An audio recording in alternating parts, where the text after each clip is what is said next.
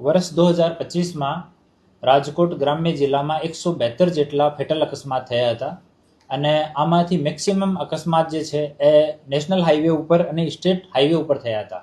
આ મુદ્દો ધ્યાનમાં આવ્યા પછી એના ઉપર કલેક્ટર સાહેબની અધ્યક્ષતામાં જિલ્લાની રોડ સેફ્ટી કમિટીમાં એની ચર્ચા કરવામાં આવી અને અકસ્માતનો એક કારણ રોડની વચ્ચેના જો મીડિયન છે, જો જ્યાં પેટ્રોલ પંપ કે હોટલની સામે એ લોકો અવૈધ રૂપથી ડિવાઈડરને કટ કરીને અને એન્ટ્રી ખોલતા હોય છે. આ એક મુદ્દો ધ્યાનમાં આવ્યો. પછી પોલીસ, આરએનબી, નેશનલ હાઈવેની ટીમ આ તમામ સાથે વેરિફિકેશન કરવામાં આવ્યો તો રાજકોટ પોરબંદર જેતપુર સોમનાથ જે હાઈવે છે એના ઉપર એવા મીડિયન જ્યાં અવૈધ કટ કરેલા છે એની સંખ્યા 10 છે. રાજકોટ જામનગર હાઈવે ઉપર ગેરકાયદેસર મીડિયનની સંખ્યા 16 છે. કાલાવાડ રાજકોટ રોડ ઉપર 7 છે. રાજકોટ ભાવનગર રોડ ઉપર 10 છે.